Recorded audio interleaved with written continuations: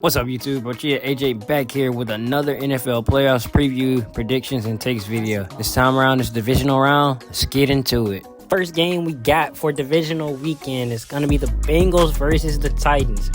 So coming off the first playoff W in 30 years, along with a little bit of controversy. But is it really playoff football without some level of controversy? Joe Burrow looked really locked in and like he had been there before. Every snap of the game I watched, Burrow just seemed so calm and poised. I truly believe he has made the jump to go to the next level from where he was, outdoing the other quarterbacks taken in his draft class. I even dubbed him Big Game Joe. As I said in the Super Wildcard Weekend video, Jamar Chase was going to be an X factor, and he was. He had 9 grabs for 116 yards. Chase looks like he isn't going to slow down any step of the way, but the Titans defense will certainly be a challenge for Joe Burrow and Chase to overcome. Speaking of defense, the Bengals played a pretty good defensive game against the Raiders. Not the best, but they got stops and made plays when they needed to. 3 sacks on Derek Carr and a game-sealing interception to send them to Tennessee. For this game, Joe Burrow has to play exactly how he did against Vegas, but he's got to raise the intensity a lot because this time around, he's on the road and against the number 1 seeded Titans. But since his college days, Burrow has faced adversity and beat the odds, so to me, this would be just a small adjustment for Joey B and his Bengals. But Burrow isn't the only one who has to step their intensity up. The other receivers, aside from Chase, have to do it too. Chase is Burrow's number 1 target, but Tennessee's top 10 defense will likely be looking to make Jamar Chase a non-factor in this one. Expect a lot from the supporting cast of Chase along with himself in this game. The Tennessee Titans. Coming off a bye week, the number 1 seed has earned their way to get to where they are, and nothing was ever easy to get there. A loss in the AFC title game against the Chiefs, then the following year a wildcard loss to the Ravens. Even this year the Titans have faced so much adversity, like losing to teams with a below 500 record and some of their top players. Derrick Henry, one of those guys. I don't know his status for the game, but it would be nice to see him play. But something that has always been said is what doesn't kill you makes you stronger. And that's exactly what Tennessee has done. The top receivers, A.J. Brown and Julio Jones, have been on their A game as well this season. Quarterback Ryan Tannehill, who tossed 21 touchdowns, has been going along with it too, with being on his A game. Tannehill has stepped up his game the last few years in Tennessee, but the Bengals are his next challenge to see if he's still on that step of the next level. The defense of this team is gonna have to step it up against the main air attack of Cincy. But that secondary is led by Kevin Byard, who leads the team with 5 picks. If the Titans want to go the distance, they've got to come out swinging like Logan Paul and have to keep their foot on the gas the entire game.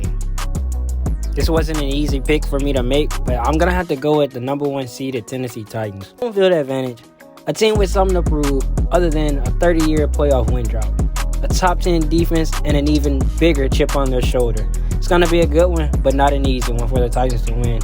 Next game we got are the Green Bay Packers hosting the San Francisco 49ers. I'm going to try to be as non-biased as I can with this one, but the Packers are coming in back-to-back years as the number 1 seed, and they have something to prove. Or shall I say the league reigning MVP has something to prove. Rodgers and his Packers have had a good season. They started off rocky after getting humbled early by the Saints in Week 1. Then they ran the table with a 7-game win streak.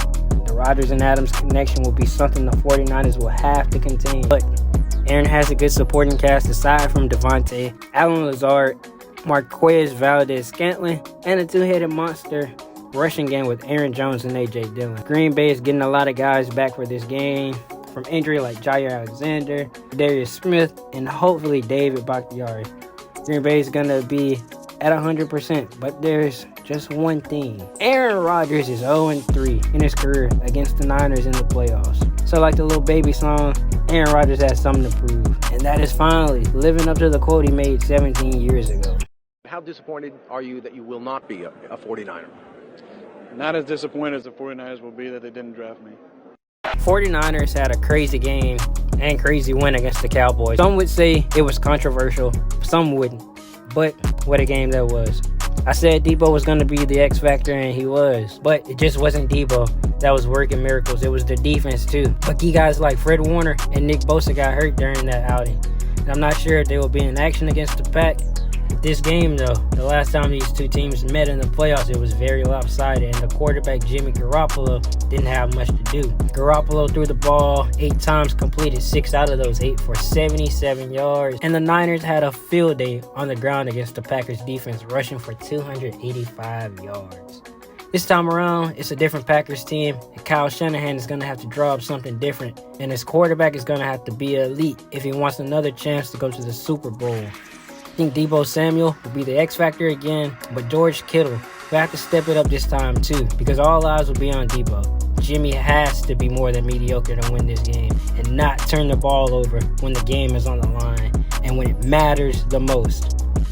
That 49ers defense is going to have to put a lot of pressure on Rodgers and company if they possibly want to send Rodgers to retirement. I'm going to be rolling with the Packers this game. 49ers have been the kryptonite to Aaron in the playoffs in his career, but I finally see him getting the W against a team that passed him up in the 2005 draft and carrying on the momentum they had all season. Go Pack, go. We got the LA Rams versus the Tampa Bay Bucks. You can't ask for a better game to see than this one. This week, we saw Tampa absolutely run all over the Eagles. That game wasn't even close. Tom Brady, the ageless wonder, came out looking in playoff form and looks like he wants number 8 more than ever. Bucks defense was too much for that young Eagles team, and that's something that carried the Bucks through the playoffs last year on their Super Bowl run. Even though Brady was short-staffed with weapons, Mike Evans and Gronk had a touchdown apiece from Tom.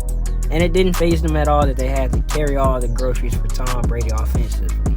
Mike Evans had 9 catches for 117 yards, while his counterpart in Gronkowski had 5 catches for 31 yards. Everything was flowing for the Bucks. The air attack, the ground game, defense picking off Hurts twice, and special teams was doing a great job as well. There really wasn't anything that the Rams were struggling upon, but if anyone is going to figure out a team's weakness, it's Tom Brady. It's the GOAT.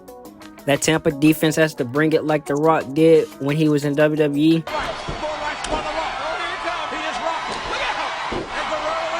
And they have to hold off that offensive stardom that LA has if they want to move on to the NFC Championship game next week. Rams put on an absolute clinic against the Cardinals in their wild card game. Matt Stafford got that first playoff win and things were just clicking on all cylinders for him. He played a nearly perfect game, going 13 out of 17 for 200 yards and 2 touchdowns. Odell Beckham Jr. made some big plays, and as I said, to win a playoff game, you gotta run the football. You got to. But it's going to be hard running the ball against that Bucs defense. I think Sean McVay is going to figure out a way to get something going offensively for his playmakers. But the defense of the Rams are going to have a hard job for themselves to eliminate Gronk and Mike Evans out of the equation. And they aren't going to have a lot of weight to bear upon themselves because Brady doesn't have his entire Brady bunch with him. But still, it's going to be a tough game. You're going against the GOAT. Expecting a good one. These teams nearly match up identical on paper. A lot of good matchups to see on both sides of the ball, but I'm going to go with the Rams in this one. I think they're just going to be too much for Tampa to handle. But another thing that I think is going to be big, Matthew Stafford. Will he crack under pressure, even though he got his first playoff win? He has to step it up. He's got to play a good game. He's got to outplay playoff Tom Brady in order for the Rams to get the W. Final game we're covering, Buffalo Bills visiting the Kansas City Chiefs. Me personally, I think this is going to be the most exciting game all weekend. Buffalo's wildcard win against the Patriots show that they are trying to go the distance this year, but a roadblock is waiting for them in Arrowhead.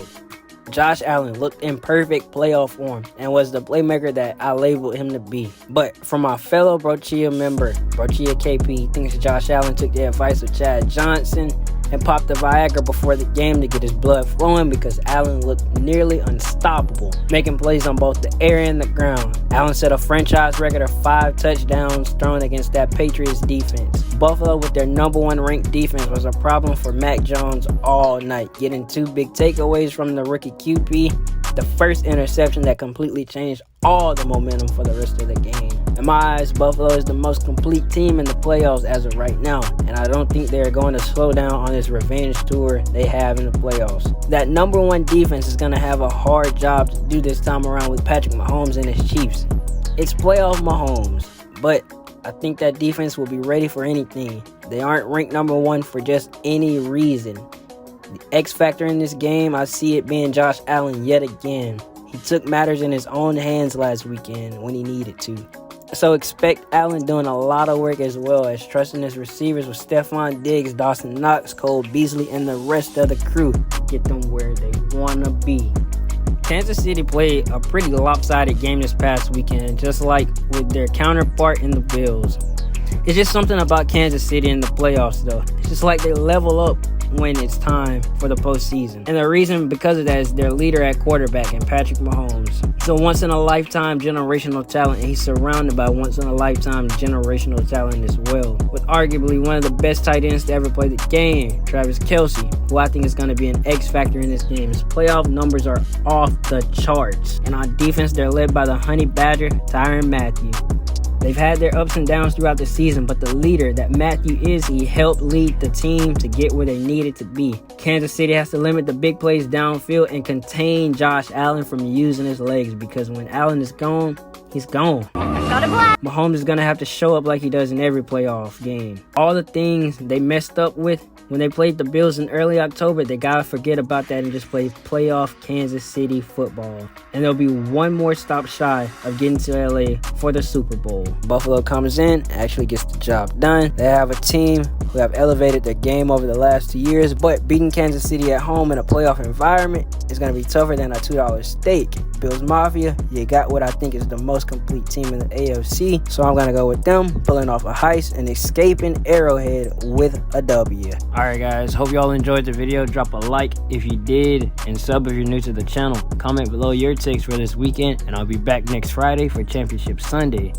Until next time, peace.